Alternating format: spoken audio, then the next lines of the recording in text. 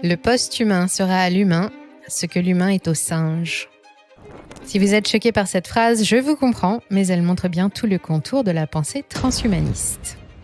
L'humain de demain sera aussi différent de nous que nous sommes différents des singes, et Bitcoin n'est pas vraiment étranger à tout ça. Restez avec nous pour le découvrir. Nous avons tous entendu ce mot, transhumanisme, sans vraiment comprendre tout ce qu'il implique.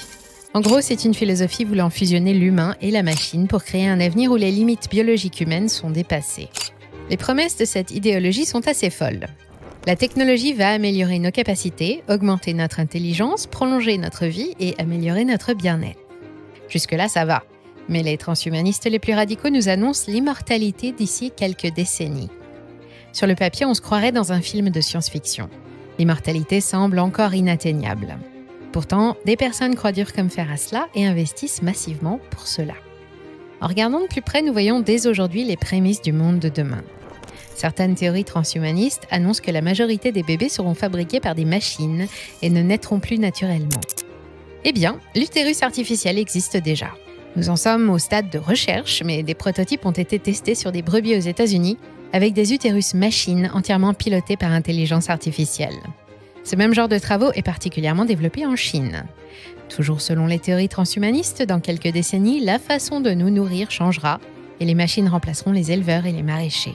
Là encore, on en voit le commencement avec la viande de synthèse, servie actuellement aux États-Unis. Cette viande est imprimée par des machines à partir de cellules souches musculaires animales. On ne peut pas deviner le futur, mais celui-ci appartient aux personnes les plus déterminées à l'emmener dans un sens plutôt qu'un autre. Bill Gates pense que le futur passe forcément par la viande de synthèse. Il investit massivement dans ce secteur, donc il augmente les chances de voir ce futur se produire. Le milliardaire russe Dmitry Itskov consacre une fortune dans 2045 Initiative, un projet de recherche de prolongement de la vie par le biais du téléchargement de l'esprit. Larry Page, cofondateur de Google, a investi 750 millions de dollars dans le projet Calico pour tuer la mort. On pourrait faire une longue liste des grands de ce monde trouvant une sorte d'exaltation dans la philosophie transhumaniste. Cette doctrine englobe plusieurs courants et de nombreux groupes d'adeptes. Mais l'un de ces groupes est plus radical que les autres. On les appelle les extropiens, venant du mouvement de l'extropianisme.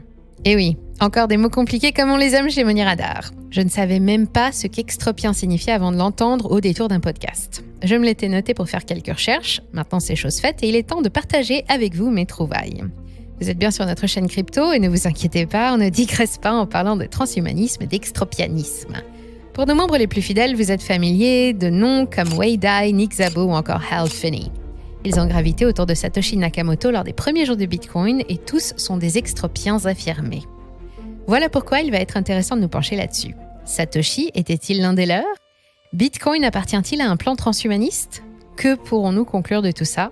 Il y a pas mal de choses à dire. Je vous invite à regarder cette vidéo jusqu'au bout, mais avant cela, on compte sur votre plus beau like pour nous soutenir. Certains abonnés nous ont signalé que YouTube les désabonne automatiquement. Nous ne savons pas pourquoi, mais vérifiez si c'est le cas et activez la cloche dans le doute. Après cette intro interminable, nous voilà enfin prêts pour démarrer ce voyage au cœur de la préhistoire du Bitcoin.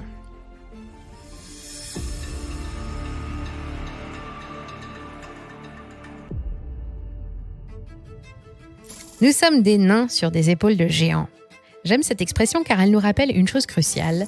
Si nous en sommes à ce stade dans les sciences et les techniques, c'est grâce aux nombreux chercheurs, scientifiques et innovateurs nous ayant précédés.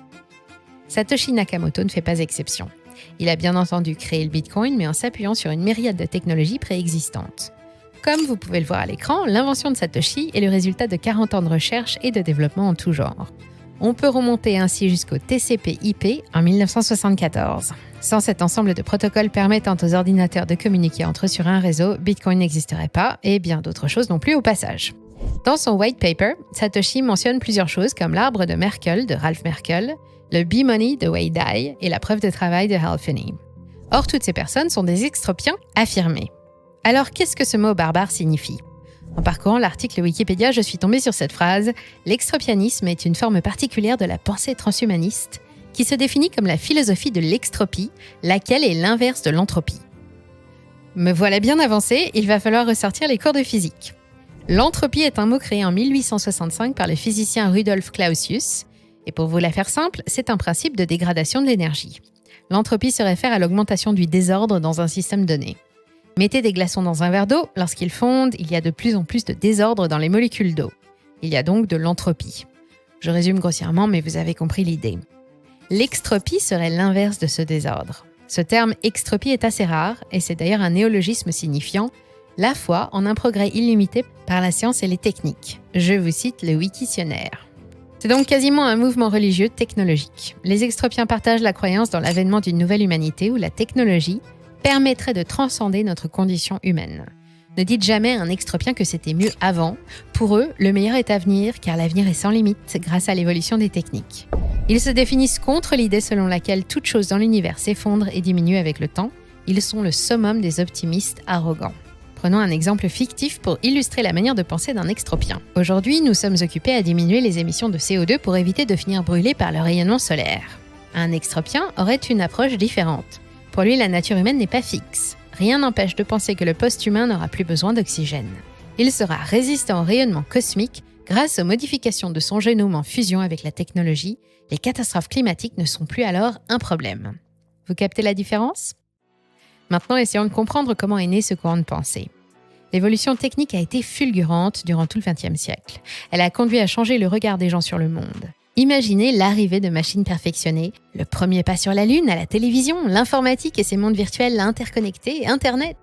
Le tout coïncide avec la synthèse du LSD, un des plus puissants psychotropes au monde. Ça peut vous paraître bizarre, mais des personnages comme Steve Jobs ont avoué en consommer pour s'ouvrir l'esprit. C'est l'une des 2 ou 3 choses les plus importantes qu'il ait faites dans sa vie selon son propre témoignage. La contre-culture des années 60 a façonné cette anticipation futuriste de l'évolution du monde. Particulièrement en Californie, cette anticipation était très optimiste et de plus en plus de personnes se sont intéressées aux possibilités de prolongation de la vie, à l'IA, aux nanotechnologies, à la cryonie, l'exploration spatiale, la robotique, le téléchargement et j'en passe. La littérature SF et les films de science-fiction de cette époque ont aussi joué un rôle important. D'ailleurs, les extropiens ne voient pas de différence entre la science rationnelle et la science-fiction. Cette façon de penser a permis à de véritables inventions de voir le jour. La conquête spatiale était de la science-fiction avant que cela ne se réalise, tout comme les nanotechnologies ou encore la cryogénisation. Arrêtons-nous sur la cryogénie un instant. C'est le fait de congeler son corps à très basse température peu de temps avant son dernier soupir. Pensez à la scène de Han Solo dans Star Wars épisode 5. Eh bien, cette technologie existe. Pour 200 000 $, vous pouvez vous faire cryogéniser. Et il n'y a plus qu'à espérer que dans le futur, des technologies avancées permettent de ressusciter votre corps, car pour le moment, ce n'est pas le cas.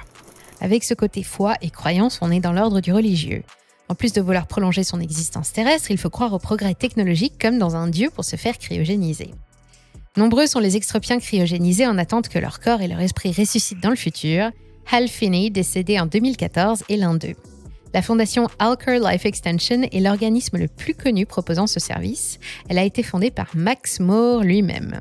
Et ce monsieur Max More est justement l'un des pères de l'extropianisme. Il a fondé ce mouvement en 1988 avec son camarade d'université Tom Bell. Les 2 hommes lancent le magazine Extropie en septembre 1988 et ce média va être la toute première base de diffusion de leur doctrine. 3 ans après la publication d'Extropie, une liste de diffusion est mise en place par un certain Perry Metzger. Elle permet aux extropiens d'échanger par mail autour de leurs idées. Ils se rencontrent aussi lors de meet-up appelés les extravaganzas. La plupart vivent dans la baie de San Francisco. Cet estuaire californien est le berceau de l'extropianisme. En 1994, une première conférence est organisée, appelée Extro One. Max More et Tom Bell sont bien évidemment intervenants, mais on retrouve aussi le spécialiste de la robotique Hans Moravec et le cryptographe de renom Ralph Merkle, dont Satoshi a utilisé les travaux. Tous ces médias et événements diffusent la pensée extropienne. On pourrait résumer leurs principes ainsi: le progrès perpétuel, l'autotransformation, l'optimisme pratique, l'utilisation intelligente de la technologie et la défense d'une société ouverte. Mais leur approche se veut pragmatique. Le but n'est pas simplement de diffuser leurs idées, il faut agir pour hâter l'événement de l'avenir qu'ils anticipent, et je vous propose maintenant d'aller explorer tout ça.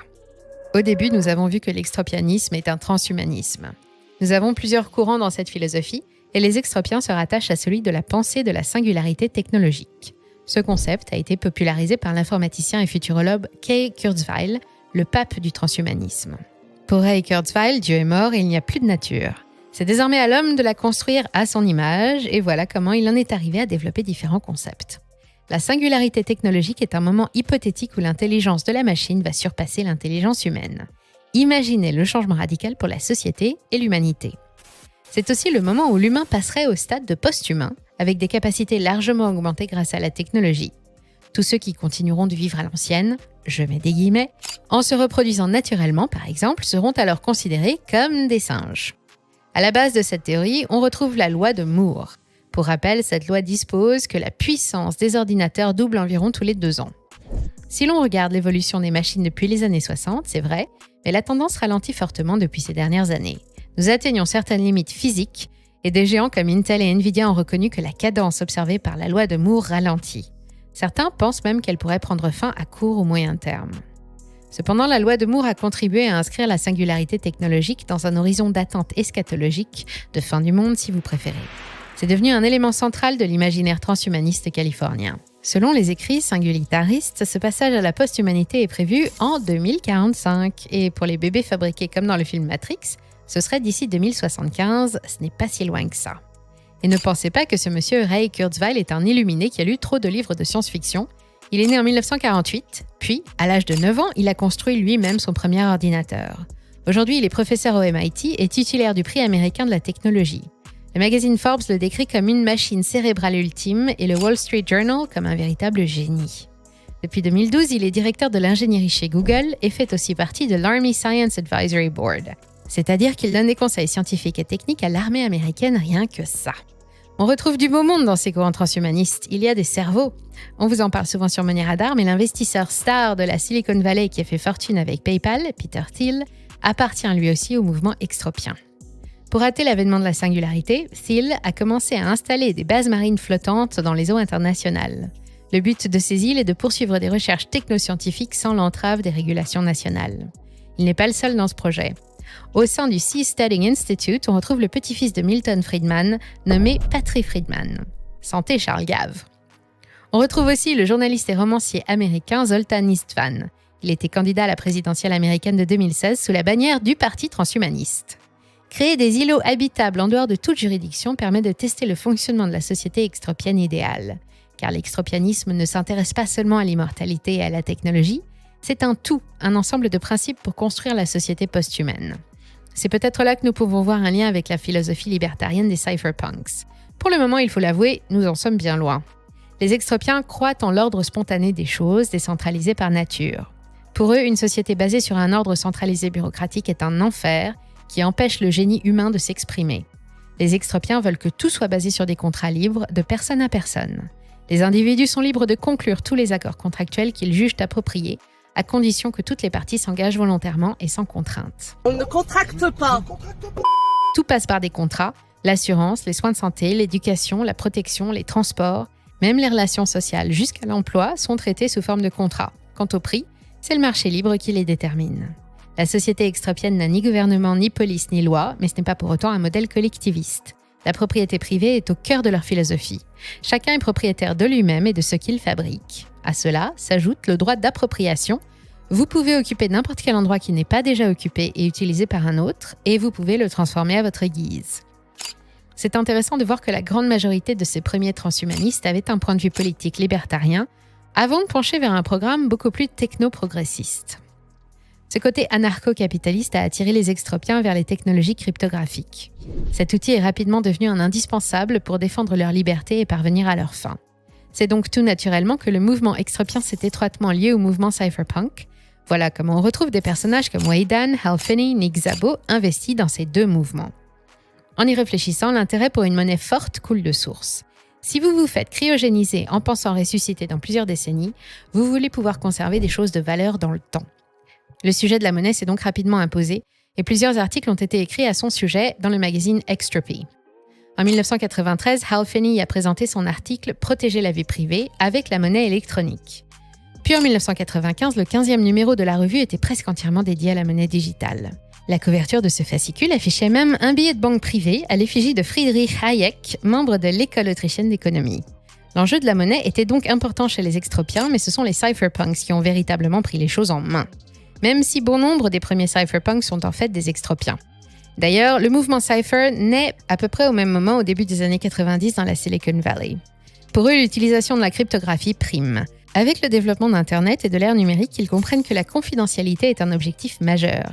Ils sont donc davantage intéressés par l'avenir proche que par l'immortalité. Le cypherpunk à la base de ce mouvement est Tim May, un scientifique ingénieur et informaticien. Vous le connaissez car nous avons déjà fait une vidéo à son sujet. Tim May est l'auteur du manifeste crypto-anarchiste où il a posé les bases de l'émancipation individuelle par la cryptographie et l'anonymat. Citons son propos. Tout comme la technologie de l'imprimerie a altéré et réduit le pouvoir des corporations médiévales, les méthodes cryptographiques altèrent fondamentalement la nature de l'interférence de l'État et des grandes entreprises dans les transactions économiques. Dans un message datant de 1992, Tim May parle du seuil tant attendu de la crypto-singularité. Il fait référence en ces termes à la singularité technologique de Ray Kurzweil.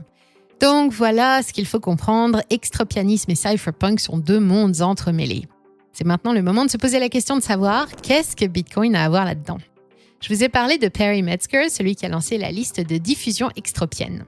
En plus d'être un transhumaniste radical, il est très respecté dans les milieux technologiques libertariens grâce à son expertise en cryptographie et en sécurité informatique. Eh bien, Satoshi Nakamoto a choisi l'une de ces listes pour publier son white paper, la Cryptography Mailing List. Perry Metzger était d'ailleurs très actif dessus.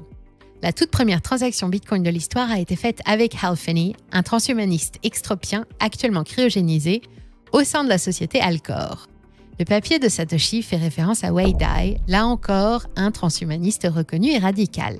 C'est donc difficile de passer l'éponge et de dire qu'il n'y a aucun lien entre le mouvement transhumaniste radical des extropiens et la toute première monnaie Internet décentralisée. Il est évident que le transhumanisme, et plus particulièrement le mouvement extropien, est au cœur du contexte intellectuel où a germé le Bitcoin. Dans une certaine perspective, il n'est pas faux de penser que le Bitcoin est adapté à la pensée transhumaniste. Si l'on regarde la conception même du Bitcoin, quelque chose l'arrache à la condition humaine et survivre à des générations d'humains. En un sens, Bitcoin est une sorte de monnaie immortelle et rejoint par là le rêve ultime des extropiens. Mais attention, corrélation n'est pas causalité, il serait incorrect de déduire que Satoshi a fait lui aussi partie de cette mouvance religieuse technologique, ce serait même plutôt le contraire. Durant les années où il a été actif sur les mailing lists, nombreux ont été les extropiens qui ne croyaient pas vraiment dans son invention, comme Perry Metzger. Dites-nous dans les commentaires si une vidéo sur les années d'activité de Satoshi, de 2008 à 2011, vous intéresserait. On se fera un plaisir de vous concocter tout ça. Toutes ces recherches nous amènent à plusieurs conclusions. D'une part, le transhumanisme n'est pas monolithique, c'est un amas d'idées contradictoires, mais globalement, ce mouvement postule que viendra un temps où la machine dépassera l'intelligence humaine. Quant à la branche extropienne, elle est convaincue que la technologie nous permettra un jour d'atteindre l'immortalité et une condition post-humaine. Voilà le terreau où est apparu le Bitcoin, et pourtant, il est essentiel de ne pas faire d'amalgame. Il peut y avoir plusieurs points de vue au sein d'une même communauté, quand bien même les membres partageraient des valeurs communes. Dit autrement, un extropien peut rejeter le Bitcoin comme solution aux problèmes financiers, tout comme un Bitcoiner peut ne pas adhérer aux idées extropianistes. Est-ce que Bitcoin est une technologie extropienne, transhumaniste, anarcho-libertarienne, de droite, de gauche ? En fait, peu importe. C'est l'une de ses forces. Le fait qu'on puisse observer cette technologie par tous les angles possibles démontre une fois de plus le bien fondé de cette phrase « Bitcoin is for everyone ». Maintenant, pour conclure sur l'extropianisme, vous aurez compris que ce mouvement frôle la croyance religieuse tout en étant un matérialisme. Atteindre l'immortalité par le progrès technologique, se faire cryogéniser pour ressusciter demain, il y a une part de foi, c'est indéniable. Alors, nous voudrions terminer sur une note tout aussi mystique, si vous nous le permettez. Si jamais un extropien passe sur cette vidéo, souviens-toi que tu es poussière et que tu retourneras en poussière. C'est l'équivalent du memento mori des stoïciens, souviens-toi que tu mourras. On espère que cette vidéo vous aura plu et si c'est le cas, vous pouvez la partager et la liker pour nous soutenir. Nous en profitons pour remercier UrbanTech21 que vous pouvez aller suivre sur X. Il est l'auteur du podcast Enigma Nakamoto, dispo sur Spotify et il nous a transmis certains documents sur lesquels nous nous sommes appuyés pour faire cette vidéo. Enfin, nous remercions aussi Ludovic Lars pour son livre L'élégance de Bitcoin qui nous a bien servi aussi et on vous recommande son livre. En description, vous retrouverez tous les liens pour vous abonner à notre newsletter et nous retrouver sur nos différents réseaux sociaux. Merci d'avoir regardé et on se dit à très bientôt.